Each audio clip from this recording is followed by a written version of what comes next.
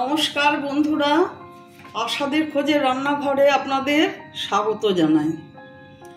আজ আমি রান্না করব পোনা মাছ দিয়ে, আলু দিয়ে, পটল দিয়ে আর কয়েকটা কাঁঠালের বীজ দিয়েছি।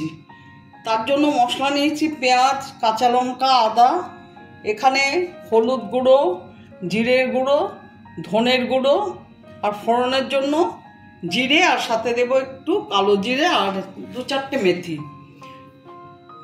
কিছুদিন আগে আমি এই পোনা মাছই ঝিঙ্গে আলু দিয়ে ঝোল করেছিলাম। তখন আমারই এক বন্ধু বলেছিল ঝিঙ্গের বদলে পটল দিয়ে রান্না করা যায় না।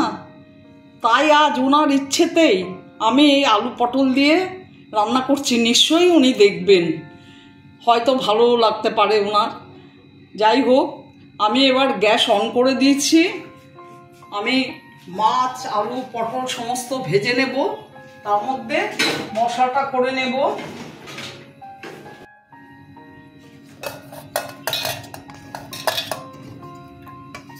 কড়াই গরম হয়ে গেছে, সর্ষের তেল দিয়ে দিচ্ছি।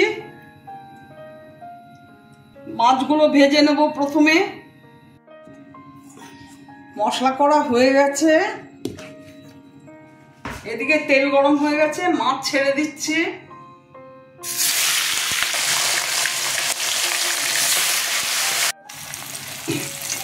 আমার সব মাছ ভাজা হয়ে গেছে, তুলে নিচ্ছি।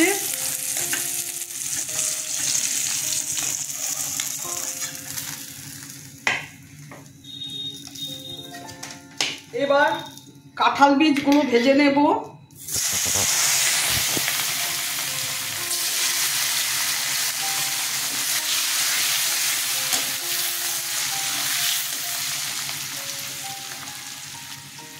একটু নুন দিয়ে দিলাম, অল্প হলুদ দিয়ে দিলাম।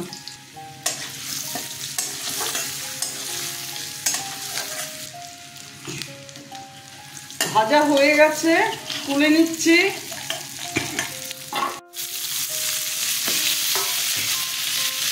সামান্য নুন দিয়ে দিলাম, সামান্য হলুদ দিয়ে দিলাম।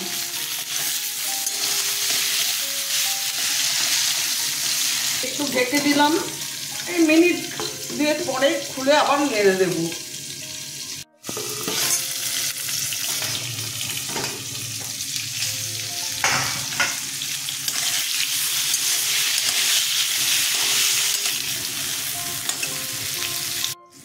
পটলগুলো ভাজা হয়ে গেছে, তুলে নিচ্ছি। এবার আলুগুলো ছেড়ে দিচ্ছি, ভেজে নেব। সামান্য নুন দিলাম, একটু হলুদ দিলাম।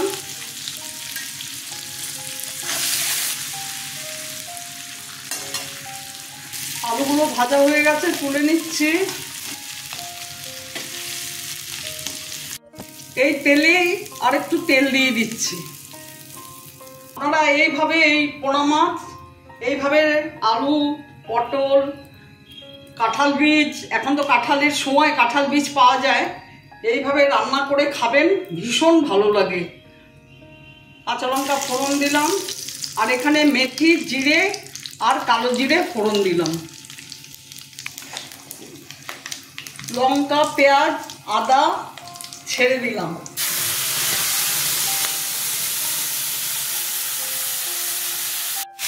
পেঁয়াজ কষানো হয়ে গেছে, 1 চামচ হলুদ দিয়ে দিলাম, 1 চামচ জিরের গুঁড়ো, 1 চামচ ধনের গুঁড়ো। আমি আজকে শুকনো লঙ্কার গুঁড়ো অ্যাড করবো না, কাঁচা লঙ্কা দিয়ে ঝোলটা তৈরি করবো। আন্দাজ মতো নুন দিয়ে দিলাম, সামান্য চিনি দিয়ে দিলাম। যেহেতু সবজি দিয়ে রান্না করছি, আপনারা চাইলে দিতেও পারেন, নাও দিতে পারেন। মশলাটা কষানো হয়ে গেছে, জল দিয়ে দিচ্ছি।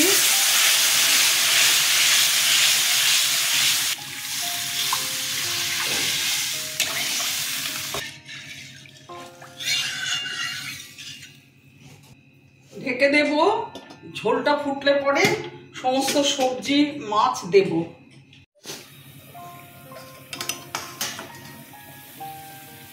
ঝোল ফুটে গেছে, আলু ছেড়ে দিলাম। মাছ দিয়ে দিচ্ছি।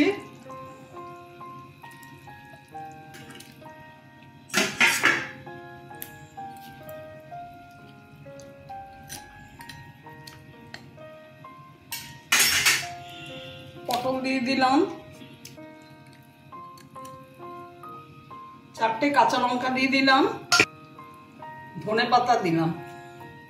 কাঁঠাল বীজগুলো একটু পরে দেব, কারণ ওগুলো একটু বয়েল করে নিয়ে ভেজে রেখেছি, এখন দিলে একেবারে গলে যাবে।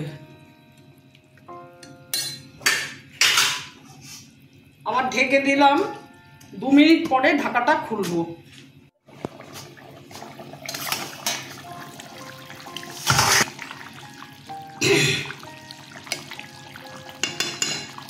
কাঁঠাল বীজগুলো এখন দিয়ে দেবো। বন্ধুরা, আপনারা এইভাবে আলু, পটল, কাঁঠাল বীজ দিয়ে মাছের ঝোল রান্না করে খেয়ে দেখবেন, সত্যি খুব টেস্ট হয়। যাই হোক, আমার মাছের ঝোল প্রায় রেডি। আমার ভিডিওটা যদি আপনাদের ভালো লেগে থাকে, প্লিজ একটা লাইক, শেয়ার, অবশ্যই সাবস্ক্রাইব করে দেবেন, সাথে কমেন্টস দেবেন। আপনারা ভালো থাকবেন, সুস্থ থাকবেন।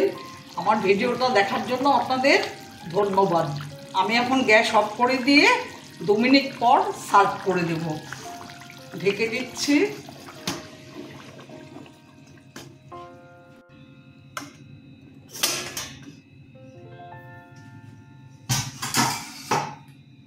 দেখুন কেমন হয়েছে।